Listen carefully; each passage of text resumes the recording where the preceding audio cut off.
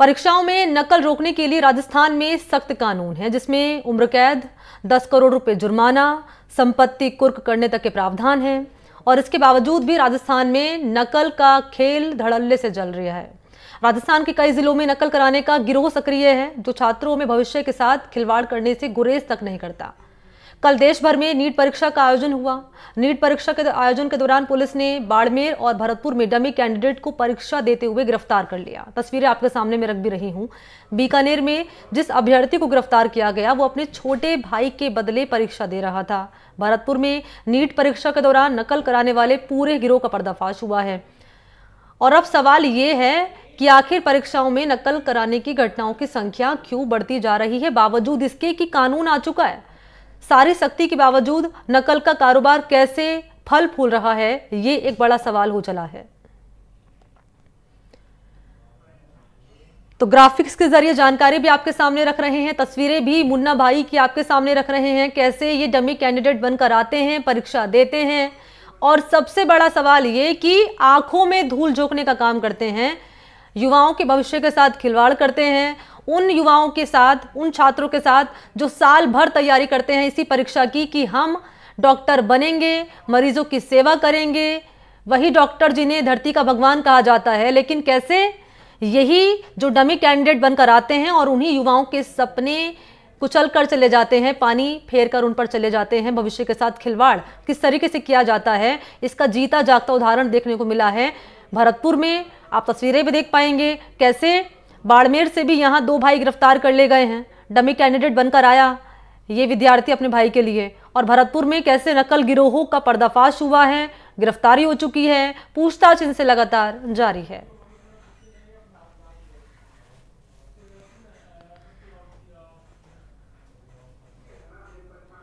तो कल नीट परीक्षा का आयोजन हुआ। करीब 24 लाख स्टूडेंट रहे जिन्होंने पंजीकृत किया इस एग्जाम में। और राजस्थान की अगर मैं बात कर लूं तो यहाँ 1 लाख से ज़्यादा स्टूडेंट रहे जिन्होंने एग्ज़ाम दिया।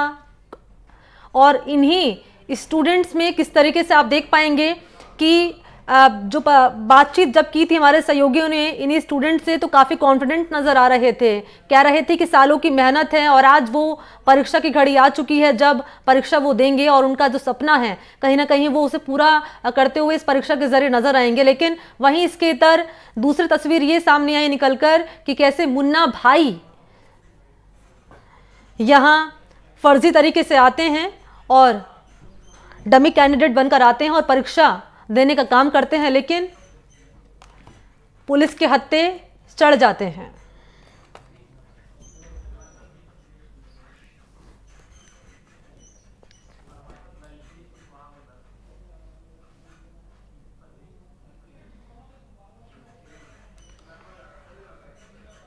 और नीट परीक्षा में कितने मुन्ना भाई हैं, ये सवाल अब खड़ा हो चला है। और नीट एक सबसे बड़ी मेडिकल परीक्षा है। कल तस्वीरें आप तक हमने पहुंचाई थी और अब सवाल ये खड़ा हो चला है कि आखिर कितने मुन्ना भाई हैं जो कि युवाओं के भविष्य के साथ खिलवाड़ कर रहे हैं, बावजूद इसके कि एक सख्त कानून लाने के बावजूद भी इस तरह की घटनाएं सामने आ रही हैं। इस पर हमारे साथ बातचीत करने के लिए योगेंद्र कुमार जोशी जी हैं, रिटायर्ड एडिशनल एसपी हैं, डॉक्टर ND जोशी हैं, प्रोफेसर ज्वाइंट रजिस्ट्रार हैं, निर्वाण यूनियन जयपुर से। आप दोनों का बहुत बहुत स्वागत है हमारे साथ इस खास कार्यक्रम में बातचीत करने के लिए।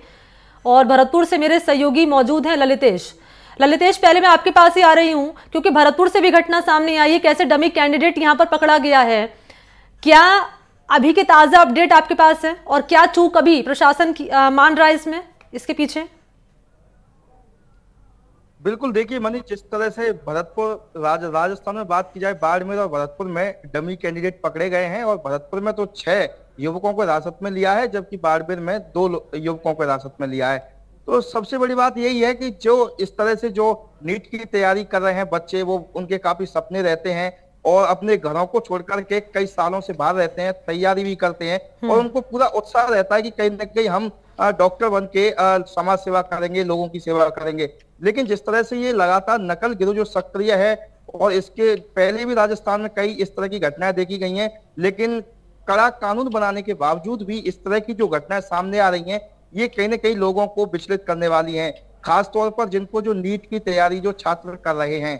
भरतपुर में जिस तरह से ये डमी कैंडिडेट को पकड़ा गया, तो ये भी एक डॉक्टर था, ये भी एमबीबीएस की नीट की तैयारी करके और एमबीबीएस कर रहा था अजमेर से, जो श्री जवाहरलाल मेडिकल कॉलेज है वहां से।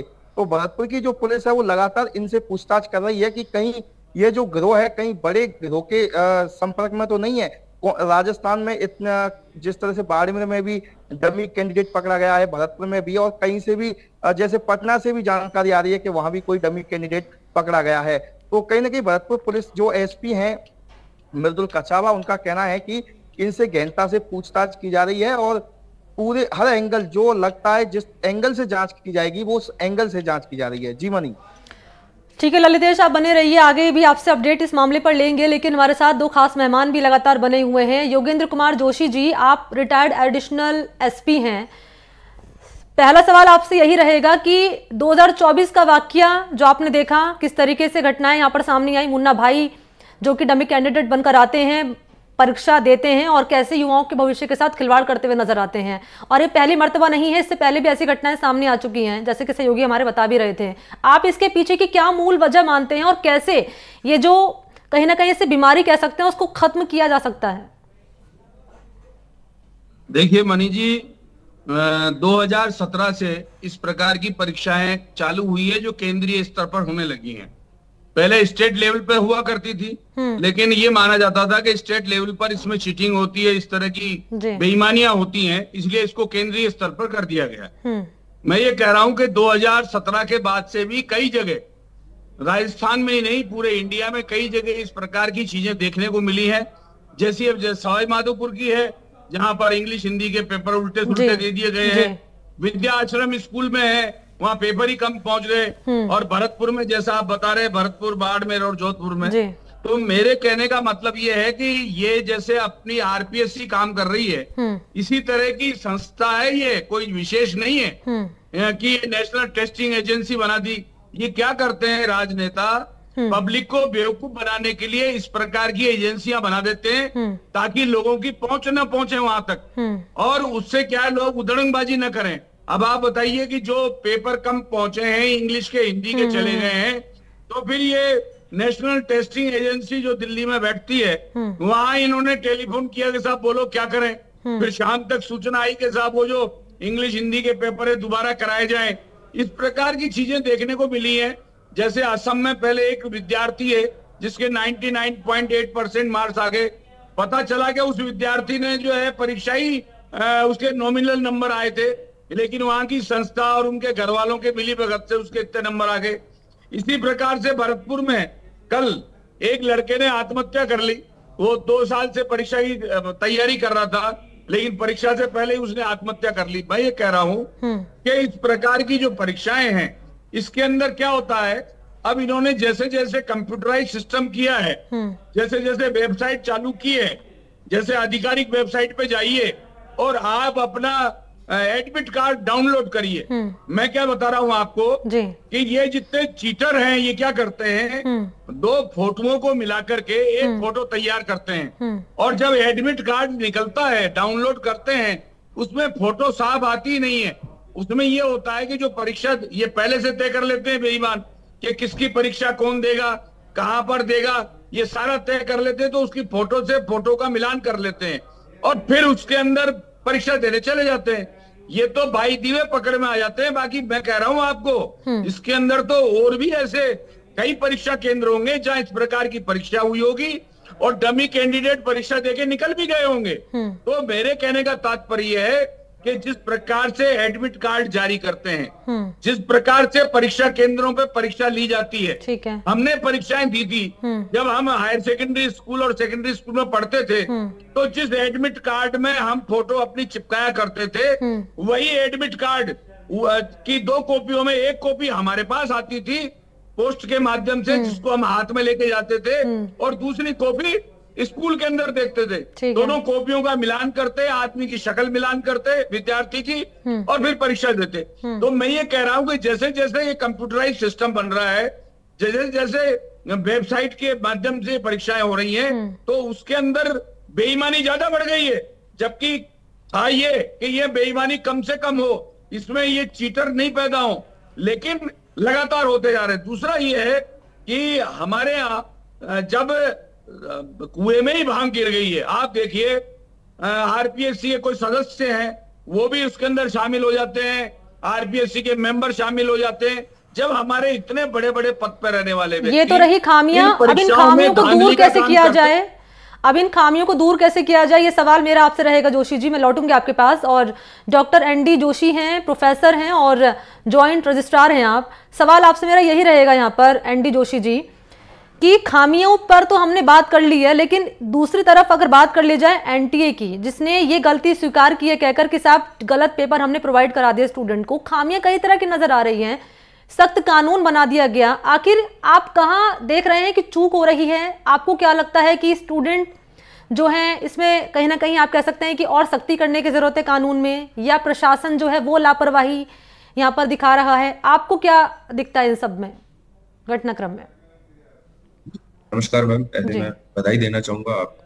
आपने काफी रिलेवेंट टॉपिक आज सेशन में लिया जी। मेरा नाम प्रोफेसर एनडी जसूजा है, जोशी नहीं जी।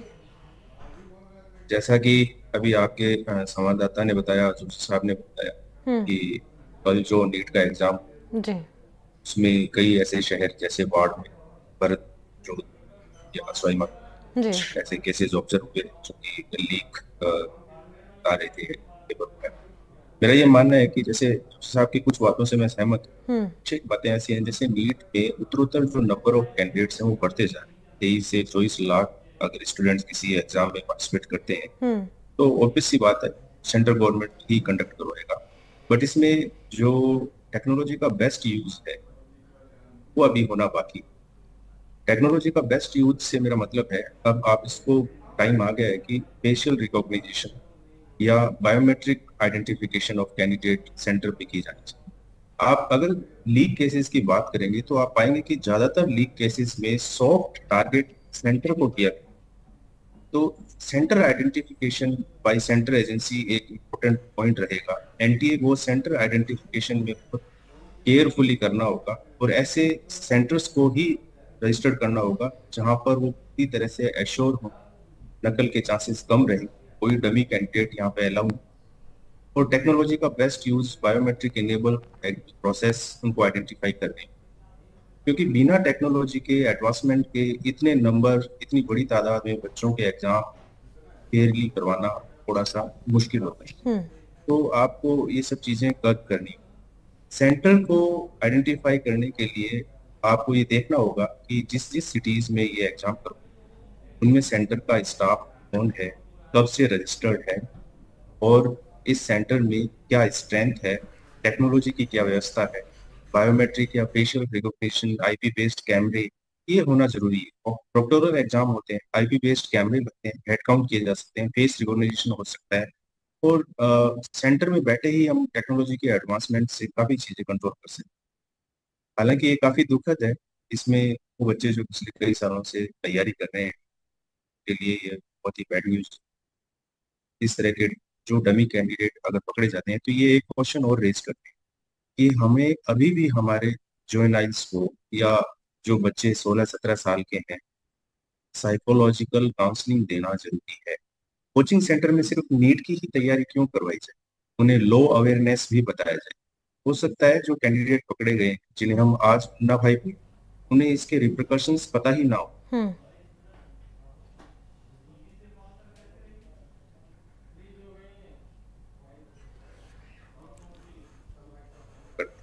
इनको लो अवेयरनेस देते हैं वो इनके रिपरकशन। जी ठीक है जसूजा जी, मैं लौटूंगा आपके पास, बने रहिए आप मेरे साथ और जोशी जी आपका भी रुख करेंगे और ललितेश आप भी बने रहिए। लेकिन इस बीच दरअसल बयान सामने आया है, जो घटनाक्रम सामने आया नीट परीक्षा में अपने छोटे भाई की जगह शामिल डमी कैंडिडेट को पुलिस ने धर दबोचा है। पकड़ा गया आरोपी भागीरथ राम जोधपुर मेडिकल कॉलेज का फर्स्ट ईयर का विद्यार्थी। और इस पूरे मामले पर पुलिस क्या कह रही है जरा वो भी आप सुनिए। अंतरी देवी राजकीय माध्यमिक गर्ल्स स्कूल में एक प्रिंसिपल द्वारा यह अवगत कराया गया कि एक डमी कैंडिडेट बैठा है और वो अपने भाई गोपाल राम की जगह बैठा था। फिर तस्दीक किया गया तो ये सही पाया गया कि ये डमी कैंडिडेट बैठा है। तो उक्त दोनों को दस्तयाब कर थाने लाया और उनके खिलाफ मुकदमा दर्ज कर उनको अग्रिम कार्रवाई की जा रही है। तो क्या पुलिस की टीम इस पूरे मामले पर कार्रवाई कर रही है? ये आपने अभी बयान सुना पुलिस की ओर से क्या कुछ यहाँ पर कहा गया है। सहयोगी ललितेश लगातार बने हुए हैं, जोशी साहब भी हमारे साथ लगातार यहाँ पर बने हुए हैं। जोशी जी, मैं आपके पास आ रही हूँ क्योंकि खामियां यहाँ पर हमने गिना दी है।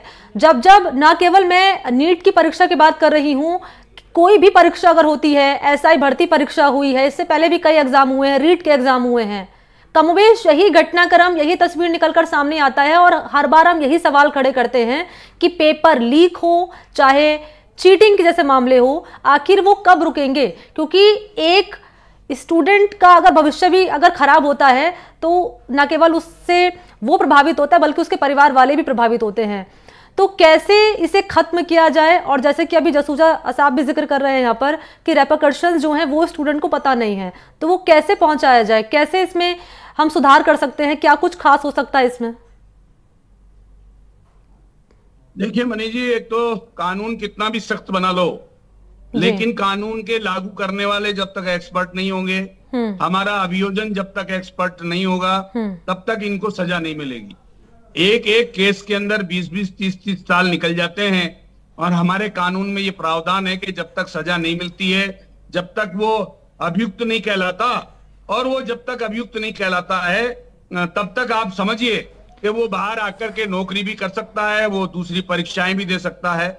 अभी आप देखिए जो सब इंस्पेक्टर परीक्षाएं हुई है उसमें 11 विद्यार्थियों की जमानत की एप्लीकेशन लगी हुई है जिसकी सुनवाई होगी, और मैं आपके चैनल के माध्यम से कह रहा हूं कि अगर इन 11 विद्यार्थियों की जमानत हो गई तो ये वापस ट्रेनिंग सेंटर में जाएंगे और ये ट्रेनिंग करेंगे। कारण ये है कि जो हमारे कानून, और जोशी जी सबसे चिंतनीय तो ये है कि क्योंकि ये तो मुझे लगता है कि आंकड़े कई सारे होंगे, इससे पहले भी ना जाने ऐसे कितना घटनाक्रम सामने आए होंगे कि डमी कैंडिडेट बनकर आया, एग्जाम दिया और क्लियर हो गया।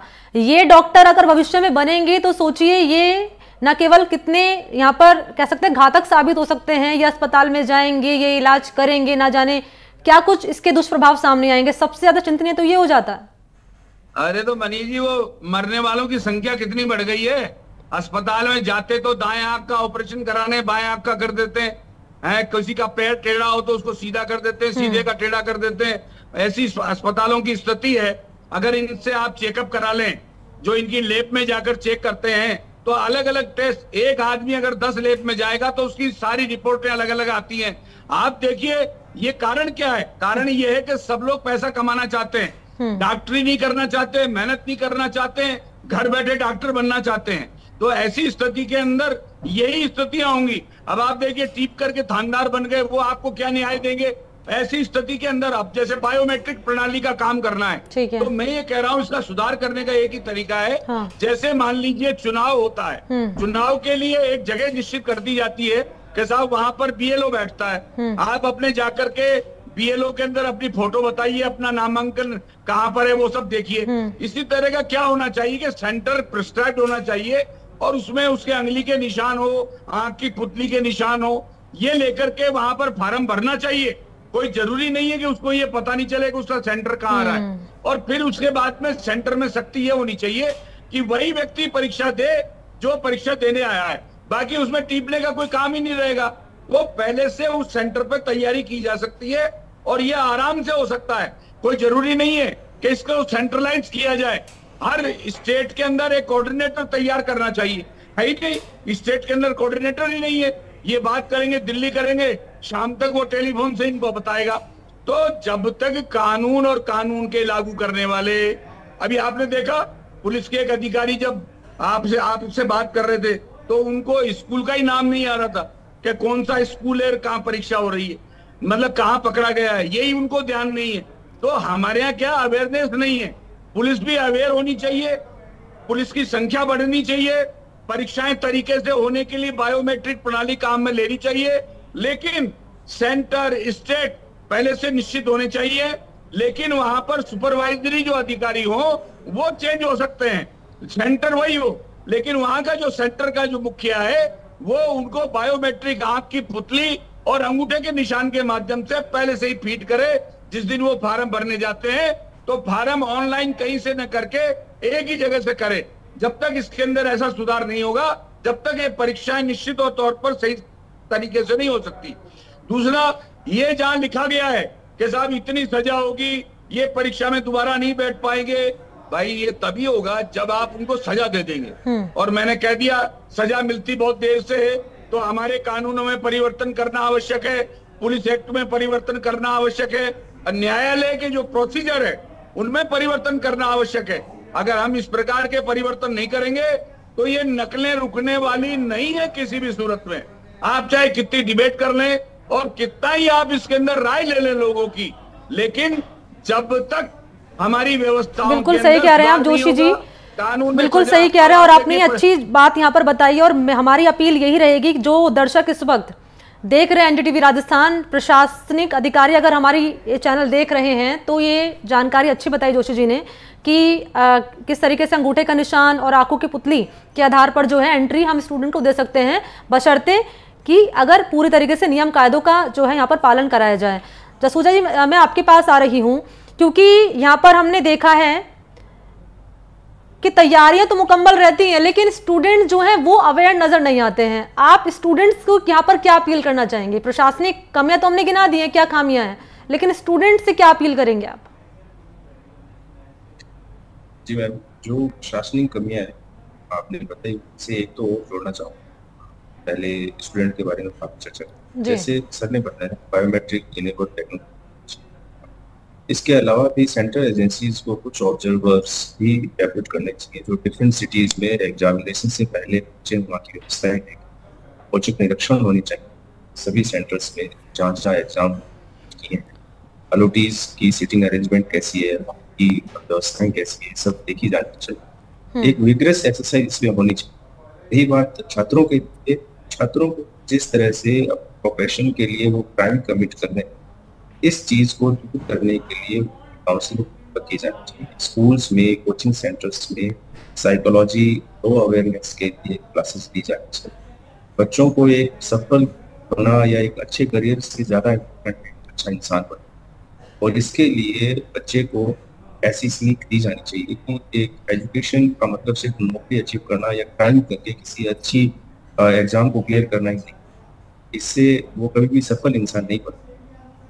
एथिक्स पता होना चाहिए, कोड ऑफ कंडक्ट पता होना चाहिए, और ऐसी कई सारी एक्सरसाइज की जा सकती है। Central government consonance with state government काम करना चाहिए, और नो डाउट बढ़ती पॉपुलेशन और जो एस्पिरेंट्स हैं उनके नंबर बढ़ते जा रहे हैं कॉम्पिटिशन में, तो स्टेट और राज्य सरकार इस पर कोई ना प्रोसीजर निकालना चाहिए और विधिवत तरीके से एग्जाम के टेक्नोलॉजी का बेस्ट यूज करके इस तरह के चीटिंग केसेस को रोकना चाहिए, और ये रुकेगा।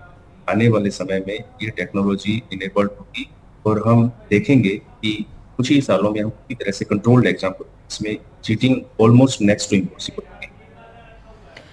बिल्कुल, उम्मीद तो हम यही करते हैं कि चीटिंग जो है खत्म ही हो जाए, और जिस तरीके से न केवल चीटिंग के मामले पेपर लीक के सामने आते हैं, इससे सीधा जो असर होता है वो उनके भविष्य यानी कि युवाओं के भविष्य, छात्रों के भविष्य पर इसका असर पड़ता है। क्योंकि जोशी जी, जसूजा जी, सालों की मेहनत होती है और मैं कई सालों से देख रही हूँ, स्टूडियो में बैठते हैं, फील्ड में हम जाते हैं और किस तरीके से जब बातचीत करते हैं स्टूडेंट्स से, उनके परिवार वालों से, तो एक उम्मीद होती है उनकी कि अब एग्जाम की तारीख नज़दीक आ रही है, अब जो सपना हम सालों से देख रहे हैं वो साकार हो जाएगा। लेकिन उसके बाद ही घटनाक्रम सामने आता है और सारा का सारा जो सपना होता है वो धरा का धरा रह जाता है। ललितेश, आप भरतपुर में मौजूद हैं, जरा बताएं कि क्या यहाँ पर आपने देखा, क्या यहाँ पर लापरवाही नजर आई है, प्रशासनिक अमला यहाँ पर कितना, यहाँ पर कह सकते हैं कि यहाँ पर कितनी खामियां यहाँ पर नजर आई हैं, और क्या अब यहाँ पर टीम कार्रवाई कर रही है इस पूरे मामले में?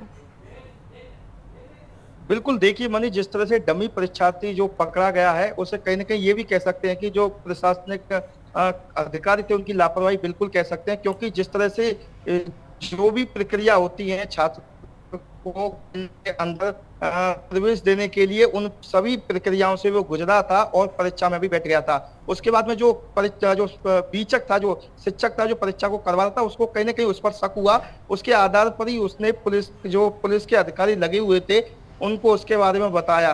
तब जाकर के सबसे बड़ी बात यही है कि जो बायोमेट्रिक है सत्यापन कराया गया उस छात्र का, तो उस बायोमेट्रिक सत्यापन में वो बिल्कुल भी गलत पाया गया और उसका मैच नहीं जो छात्र था, डमी अभ्यर्थी, वो बिल्कुल भी मैच नहीं खा पाया, इसके चलते वो पकड़ा गया। और सबसे बड़ी बात यही है कि जिस तरह से प्रशासन को एक सख्त कार्रवाई करनी चाहिए, और एक जो सख्त कानून तो सरकार ने बनाया ही है, इसके बावजूद भी कोई इस तरह की जो नकल गिरोह हैं, कहीं ना कहीं सामने इस तरह की घटनाएं आई रही हैं। लेकिन जो प्रशासनिक अधिकारी हैं वो किस तरह से, और भी कई गिरोह तो नहीं है जो ये डमी कैंडिडेट पकड़े गए हैं, कई ये बड़े गिरोह के संपर्क में तो नहीं है, इसकी भी हर एंगल से ठीक है ललितेश, आप बने रहिए। और क्योंकि समय मेरे पास बहुत कम है, जोशी जी आखिरी कमेंट आपसे ले रही हूँ, संक्षेप में आप जानकारी दीजिएगा, क्योंकि जैसे कि आपने यहाँ पर बताया कि अधिकारी भी कहीं ना कहीं इनकी भूमिका भी सामने आती है, आपने आरपीएससी का भी यहाँ पर जिक्र किया है, तो इसे कैसे किया जाए खत्म? क्योंकि कई मामले सामने आए, रीट का यहाँ पर मैं जिक्र कर रही हूँ, एसआई भर्ती परीक्षा की जिक्र कर रही हूँ, और अब नीट का ही मामला सामने आया, मुन्ना भाई यहाँ पर सामने आए हैं। तो एक कहावत है कि जब नींव ही कमजोर हो तो कैसे फिर पेड़ जो है फलेगा फूलेगा, तो उसमें क्या सुधार किया जाए? देखिए मनी जी, उसके सुधार का यही तरीका है कि इस प्रकार की संस्थाओं में जो नियुक्तियां हो रही हैं वो राजनीतिक नियुक्तियां होती हैं। उसके अंदर ये देखा जाता है कि राजनीतिक तौर पर हमें कितना फायदा पहुंचाता है। अब मैं आपको बताऊं कि जैसे अधीनस्थ सेवा आयोग के अंदर यहाँ पर बैठे हुए थे सदस्य जो रिटायर होकर चले गए, वो वहां से निकल करके चुनाव भरने के लिए तैयार हो जाते हैं। और इसी प्रकार से जो इसी संस्थाएं हैं, इन संस्थाओं में बैठे हुए जितने हेड हैं, जैसे मुख्य सचिव होते हैं, डीजी होते हैं, ये सब क्या करते हैं, अपने अपने क्षेत्र के लोगों को फायदा पहुंचाते हैं, और फायदा पहुंचाने के बाद चुनाव लड़ने की तैयारी कर लेते हैं। तो ये क्या है, जब तक हमारे इस प्रकार की संस्थाओं में राजनीतिक नियुक्तियां बंद नहीं होंगी। अब इनको नियुक्ति करने का तरीका क्या है, जिस प्रकार से सुप्रीम कोर्ट ने पुलिस के अंदर डीजी की नियुक्ति का प्रावधान बनाया है, जिस प्रकार से और संस्थाओं में बड़े बड़ी नियुक्तियों के प्रावधान बनाए हैं, इसी प्रकार से इस प्रकार की जो नियुक्तियां हैं, जो नेशनल टेस्टिंग एजेंसी है, सीबीएसई है, या और भी है, यूपीएससी है, इनके चेयरमैन है, इनके सदस्य हैं, इनको नियुक्त करने के लिए उसके पिछला रिकॉर्ड देखना चाहिए, उसके प्रॉपर्टी का हिसाब देखना चाहिए कि उसके पास कितनी प्रॉपर्टी है, क्या उसने नौकरी करने के बाद में प्रॉपर्टी 10 गुना, 20 गुना, 50 गुना तो नहीं बढ़ा ली है। उसकी मतलब पूरा विजिलेंस या सीआईडी से उसकी जांच होनी चाहिए। जांच होने के बाद, ठीक है, बहुत शुक्रिया आपका योगेंद्र कुमार जोशी जी और डॉक्टर एनडी जसूजा जी, आप दोनों का बहुत बहुत शुक्रिया तमाम बातचीत हमारे साथ करने के लिए और बताने के लिए कि क्या खामियां और उन खामियों को कैसे दूर किया जाए। ललितेश, आपका भी बहुत बहुत शुक्रिया हमारे साथ जुड़ने के लिए और जानकारी देने के लिए। और इसी के साथ हमारी इस खास पेशकश में इतना ही, और सवाल यही बना रहेगा कि आखिर नीट परीक्षा में कितने मुन्ना भाई और इन मुन्ना भाइयों को कैसे यहाँ पर रोका जाएगा। फिलहाल इतना ही, नमस्कार।